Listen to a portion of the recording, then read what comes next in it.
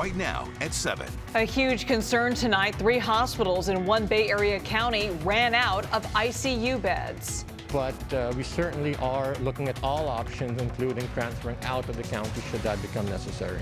The Bay Area location that's being transformed tonight into a federal vaccine delivery site.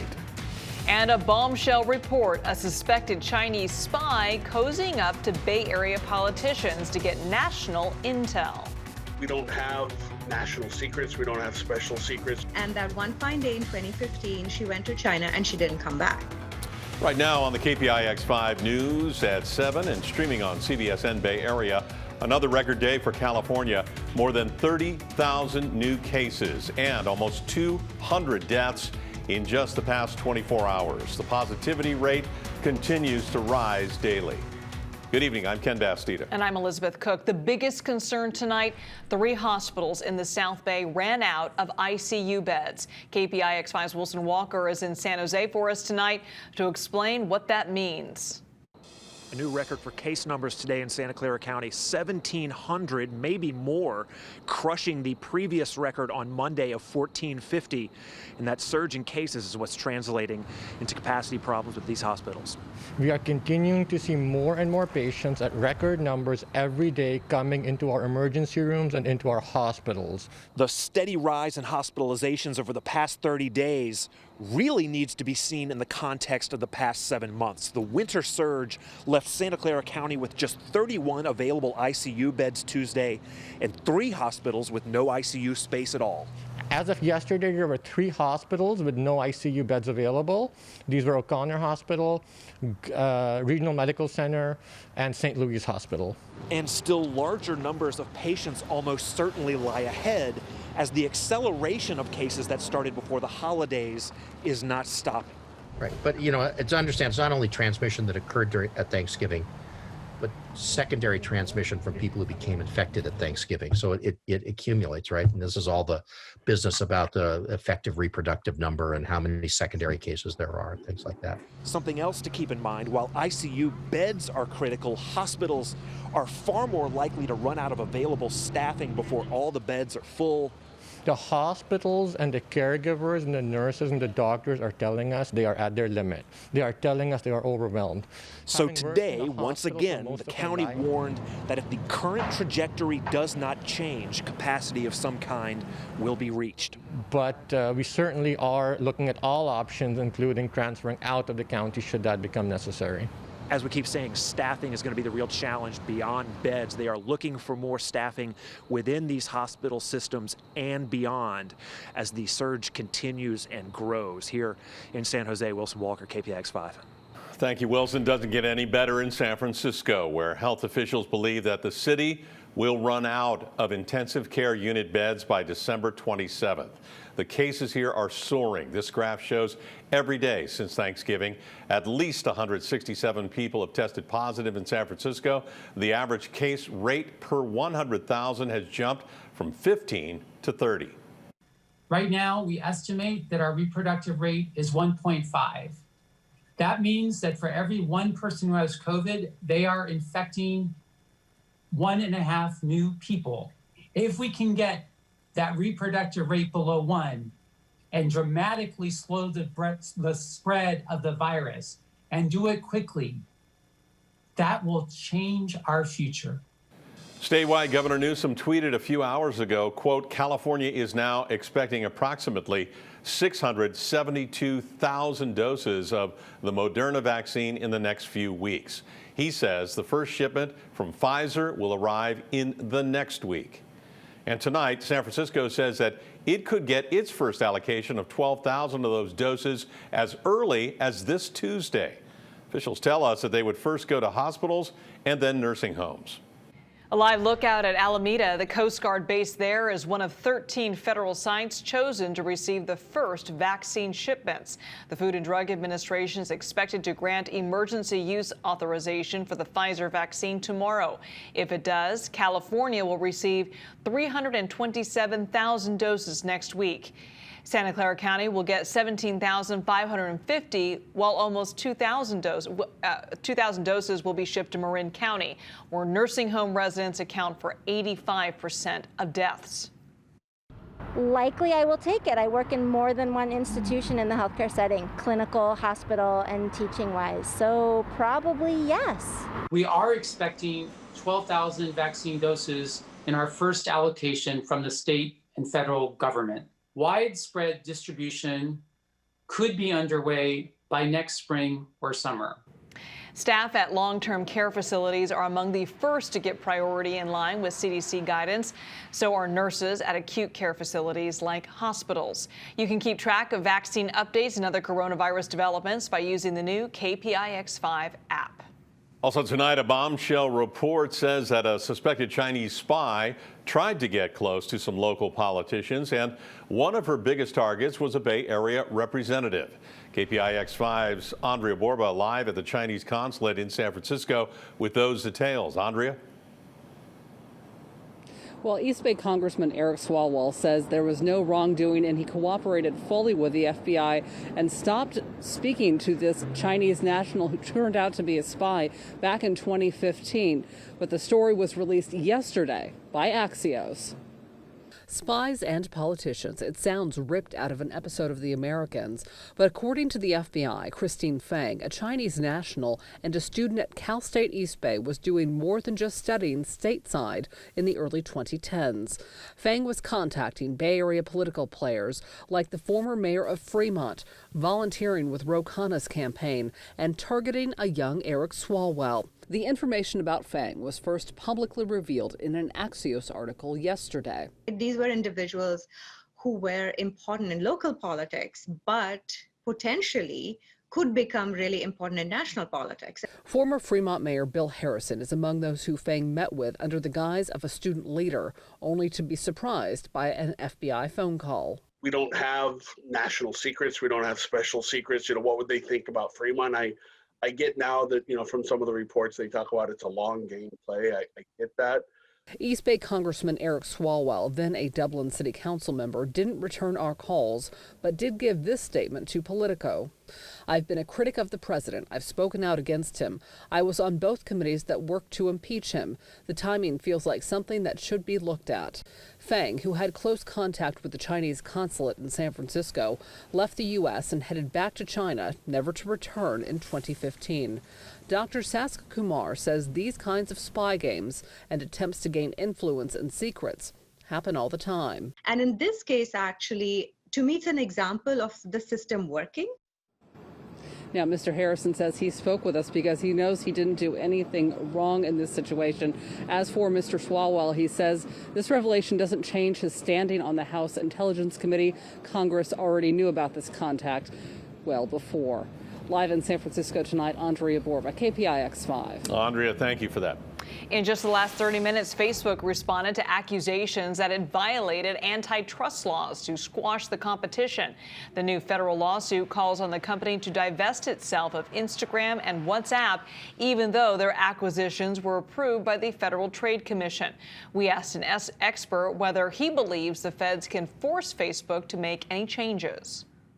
20 years ago, Microsoft was sued and declared a monopoly by a judge. And guess what happened? Pretty much nothing. The question is whether or not that's going to happen this time around. It's really hard to tell whether or not Facebook is going to be forced to change and what the government ultimately wants out of this other than dragging Facebook through the mud. Minutes ago, Facebook sent us this statement, quote, "This is revisionist history. Antitrust laws exist to protect consumers and promote innovation, not to punish successful businesses."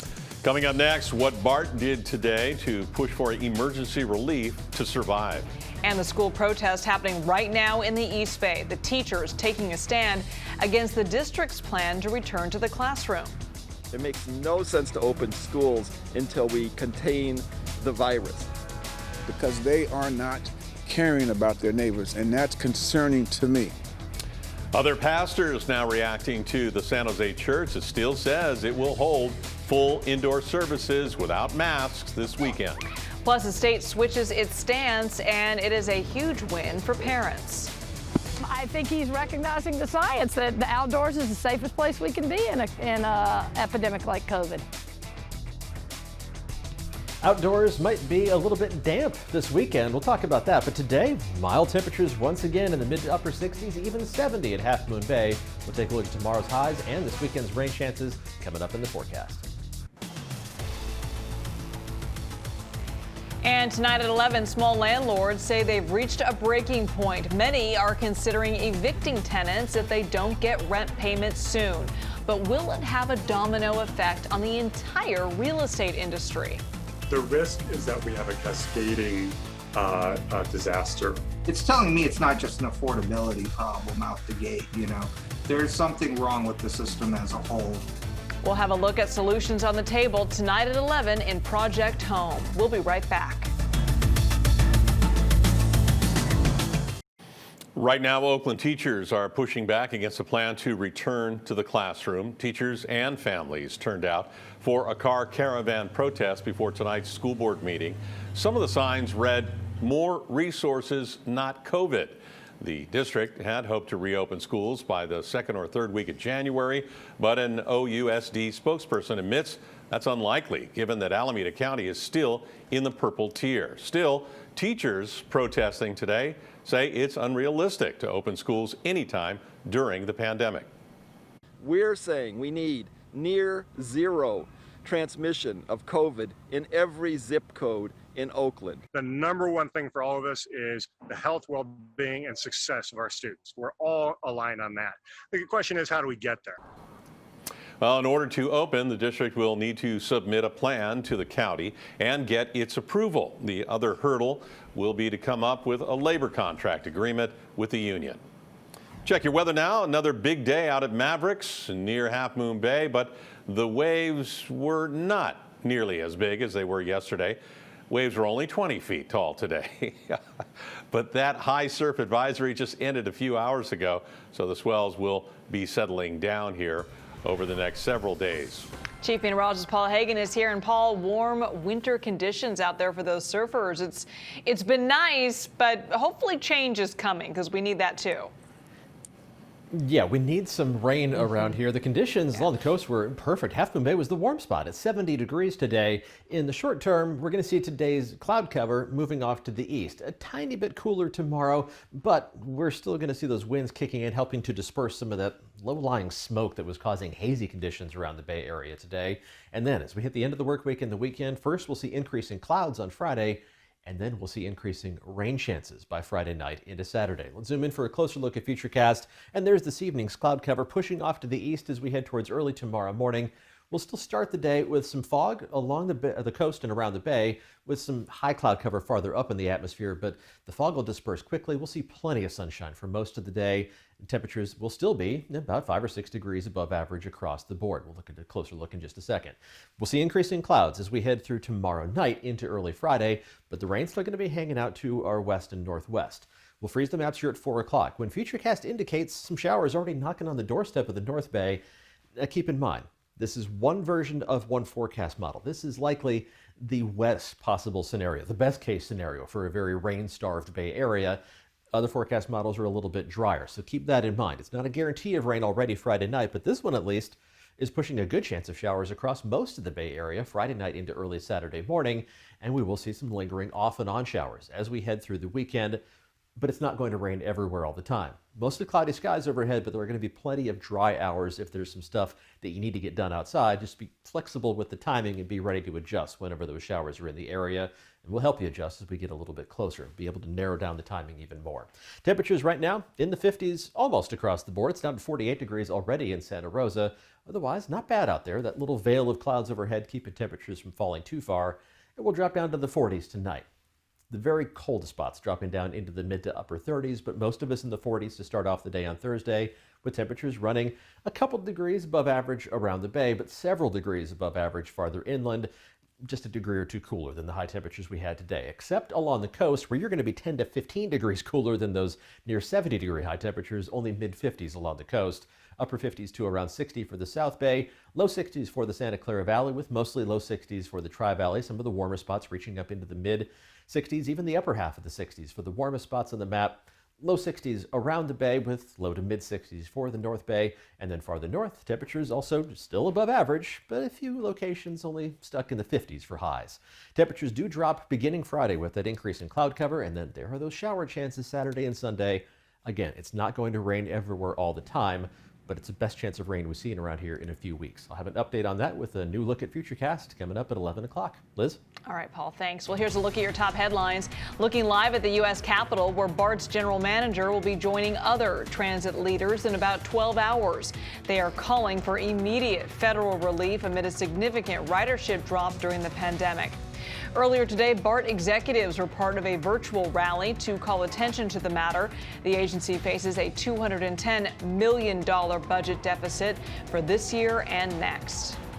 We cannot continue at this current pace without help. The prospect of deeper cuts and gutting service is unconscionable. Scaled down transit does not build resilient cities and will not help with economic recovery. DoorDash delivering a huge first day on Wall Street. Shares were 85% of the closing of the bell. The San Francisco-based food delivery startup says its revenue has doubled since this time last year, thanks to surging business during the pandemic, but it's still not profitable. And it appears tonight that the Niners are getting demoted, at least when it comes to their TV schedule. Their game against the Cowboys was supposed to be on Sunday Night Football, but since the Niners and Cowboys don't have the best records, they're being replaced by a matchup between the Browns and the Giants. And Ken, the Niners and the Cowboys will now kick off at 10 a.m. on Sunday. All right. Thank you, Elizabeth. Up next, the San Jose pastor who says services will go as planned indoors this weekend. Why other pastors are getting upset. Plus, earlier this week, they were closed, but a reversal by the state has a lot of parents breathing a sigh of relief tonight. And then later, the fiery SpaceX rocket crash earlier today. Why the mission is still being called a success. And we just checked the official website for Calvary Chapel in San Jose. They say they will hold services indoors again this weekend, despite being ordered not to by the county yesterday. The church and the pastor there were held in contempt by a Santa Clara County judge and ordered to pay $55,000 in fines for holding services with up to 600 people indoors. One reverend that we spoke to in the community who has been forced to hold virtual sermons is a bit frustrated by the actions of Calvary Chapel. They are not caring about their neighbors. Love means sacrifice. Sacrifice means not willing to maybe meet for another 3 months until we get this under control. Calvary Church plans to hold 2 indoor services on Sunday, one at 9 and one at 11. The church's website is also promoting a service on Christmas Eve. A big win for parents and kids. Playgrounds across the Bay Area are back open tonight. After lots of backlash, the state reversed its decision to shut them down during the new stay-at-home order. We were there as crews pulled down caution tape and barriers from this playground in Emeryville. We also saw lots of parents and kids out enjoying the swings and slides in Pleasanton and San Jose. It's awesome. I mean, I've been trying to keep my kids off of it. 5-year-old twin boys definitely have a lot of energy. We love our parks. They are essential to our well-being mentally, physically, socially. Please don't close the parks again. We need them. Coming up next, what happened to this SpaceX rocket?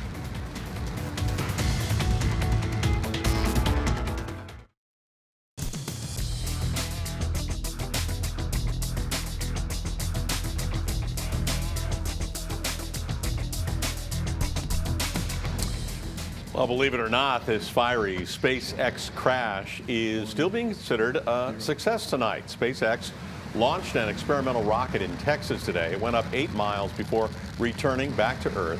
The launch marked the highest test flight yet of the technology that Elon Musk hopes will bring humans to Mars. However, right at touchdown, as you can see, it exploded, but it was not unexpected. Musk says that the prototype had only a 1 in 3 chance of landing safely back on Earth.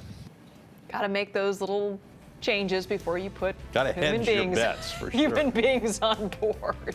But it's good that they're working out all the kinks. Thanks for watching. The news continues streaming on CBS and Bay Area. And we'll be back here at 11 o'clock. Have a good night.